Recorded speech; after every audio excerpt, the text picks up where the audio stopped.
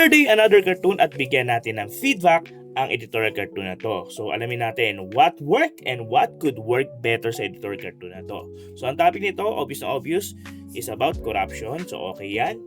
Tapos ano pa ba? Yung nag-work dito, para sa akin yun nga, storytelling. So meron naman kwento, di ba?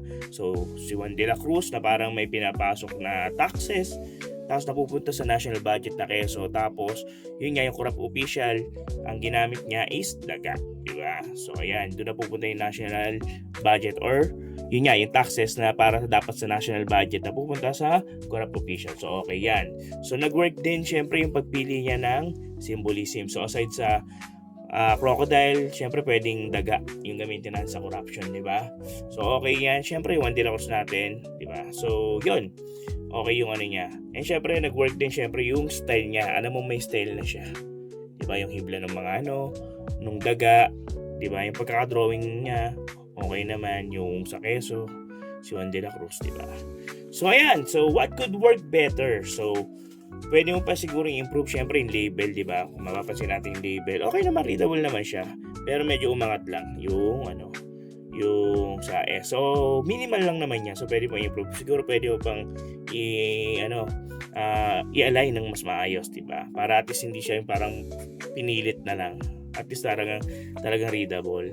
So national budget, pwede naman din niya. Pwede rin mo ring buuin, di ba? So taxes, okay naman din yan. Naka-integrate siya doon, di ba? So ano pa? Siguro sa details, di ba? So pwede mo pang improve yung details para mas makita talaga yung itsura ng daga. And yun nga, si Juan de la Cruz. So sana ipakita mo rin yung itsura ni Juan de la Cruz, di ba? Ano ba yung emosyon niya, di ba? Bigyan mo siya ng ng detalye, di ba? So kung sa simula pa lang, okay pa rin naman yan. Pero yung kung kaya mo improve para mas maganda yung yung maging storytelling, di ba? Yung details, kasi makakatulong din siya sa editorial cartoon mo. So yun pa, yung yung storytelling, yun nga, storytelling.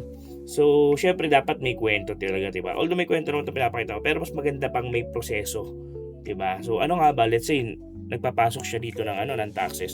So ano ba 'to? So para sa akin, tingin ko dito parang tube siya.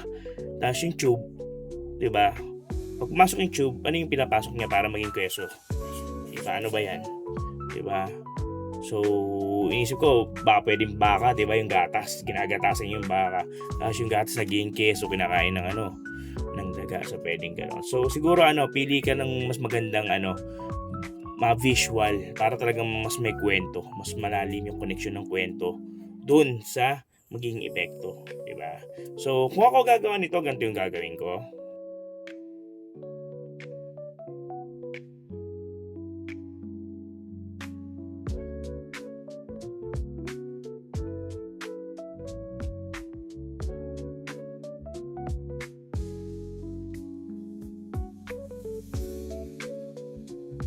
So ito yung naging outcome nung editorial cartoon na ginawa ko. So sketch lang naman to. So yan, si Juan de la Cruz, so yung gusto kong emotion sa kanya, parang inosente lang siya, or parang wala siyang idea kung ano talaga yung nangyayari. So hindi siya masaya, hindi siya malungkot. Sakto lang, di ba? Banatag siya, nilalagay niya yung taxes, alam niya na pupunta siya national budget. So yung national budget, parang pile ng peso bill, di ba?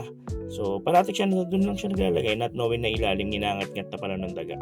Diba? So yung daga yan, may label na corruption. Kaya ganyan yan. Pwede kasing white yung pinaka font niya or label niya. Tapos pwede mong lagyan ng sobrang itim na shading, diba? Para mas contrast siya.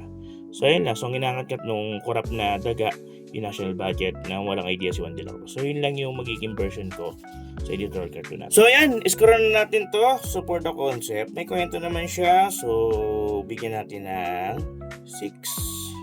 Technical, okay naman, may details, pero pa improve yan. So bigyan na natin ng 6. Tapos ethics, bigyan natin ng 10. So ayan, 6, 6, 10. Iskura na natin yan. 6, 10. Pagang.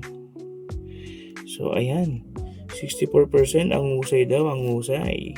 And sana nakatulong sa iyo yung video na to, and syempre don't forget to follow for more tips about editorial cartooning, at kung gusto mo rin masama yung editorial cartoon mo sa mga next video, i-comment mo na dyan sa baba para ma-review din natin yan, okay?